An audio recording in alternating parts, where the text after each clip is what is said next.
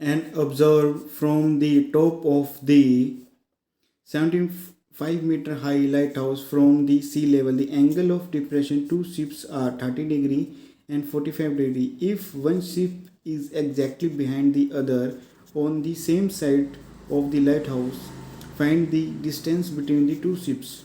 आपके पास 75 मीटर ऊंची एक लाइट हाउस है। आप लाइट हाउस के टॉप से दो शिप को देख रहे हो, एंगल ऑफ डिप्रेशन यानी कि आप ऊपर से नीचे की तरफ देख रहे हो। जो पहली शिप है दूसरी शिप से बिल्कुल ही पीछे है। आपने बताना है कि दो शिपों के बीच का दूरी आपके पास क्या होगी। डायग्राम से समझते क्वेश्चन क्या है। एक आपके पास है सी, तो ये आपके पास हो गया एक समुंदर, ये आपके पास हो गया समुंदर, इसके अंदर ये पानी है। ये हो गई आपके पास एक लाइट हाउस और दो शिप हैं आपके पास बिल्कुल आगे पीछे। ये आपके पास हो गई दो शिप।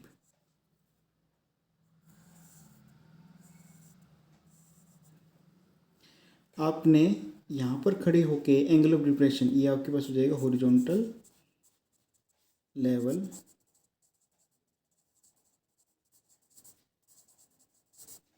आपने एंगल ऑफ डिप्रेशन ऊपर से नीचे की तरफ देखा पहले शिप को, तो सबसे पहले आपके पास ज़्यादा वाला आएगा 45 डिग्री का। आपके पास ये वैल्यू 45 डिग्री है, तो ये भी आपके पास हो जाएगी 45 डिग्री अल्टरनेट एंगल से। फिर आपने इसी पॉइंट से दूसरे शिफ्ट की तरफ देखा, तो कट जो थीटा है वह आपको दे रखा है 30 डिग्री। तो ये 30 है, तो ये भी आपके पास 30 हो जाएगा अल्टरनेट एंगल से। आपने इन दोनों शिपों के जो बीच का डिस्टेंस है वह निकालना है। इसको हम ले लेते हैं x। और आपके पास लाइट हाउस की जो हाइट आपको दे रखी है 75 मीटर आपको दे रखी है। तो हम राइट एंगल ट्रायंगल बना लेते हैं। ये A है, ये B है, ये C पॉइंट है और इसको हम ले लेते हैं D। आपके पास दो राइट एंगल ट्रायंगल बनेंगे ABC और ABD। सबसे पहले स्टार्ट करते हैं ABC से। In right angle triangle ABC के अंदर आपको परपेंडिकुलर दे रखा है, आपने निकालना है बेस। तो आपके पास ABC से इस बेस की वैल्यू आ जाएगी। फिर राइट एंगल ट्रायंगल ABD से इस बेस की वैल्यू मेरे पास आ गई है पहले वाले राइट एंगल ट्रायंगल से, तो उसके साथ मैं x को जोड़ दूंगा। जो वैल्यू मेरे पास आएगी वह आपका हो जाएगा आंसर। तो in right angle triangle ABC के अंदर आपको परपेंडिकुलर और बेस में रिलेशन देखना है। तो हमारे पास आएगा tan थीटा परपेंडिकुलर अपॉन में आपके पास है बेस, थीटा आपके पास है 45। तो tan 45 डिग्री परपेंडिकुलर आपके पास है 75, बेस आपके पास है BC, तो ये मेरे पास हो जाएगा BC।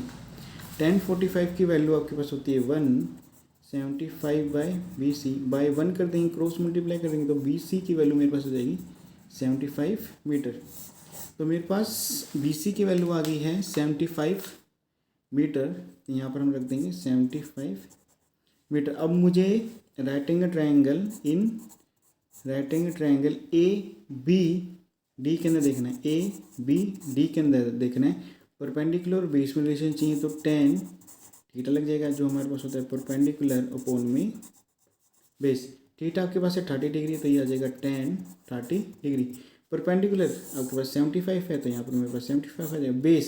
बेस आपके पास BD पूरा है 75 + x हो जाएगा, तो यहाँ पर रख देंगे हम 75 + x। tan 30 डिग्री आपके पास होता है 1/√3 75/75 + x हो जाएगा। क्रॉस मल्टीप्लाई कर देते हैं, हमने क्रॉस मल्टीप्लाई कर दिया है यहाँ पर। तो 1 से इस पूरी वैल्यू को मल्टीप्लाई करेंगे तो 75 + x हो जाएगा।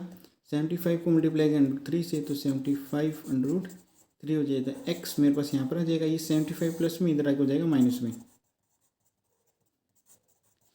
75 को हम कॉमन ले लेंगे, तो x की वैल्यू मेरे पास आएगी 75, ब्रैकेट लग जाएगा √3 - 1 मीटर। यही है आपका आंसर। अब हम अपना मेन आंसर लिख सकते हैं।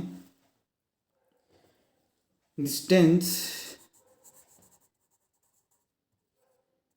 Between the two ships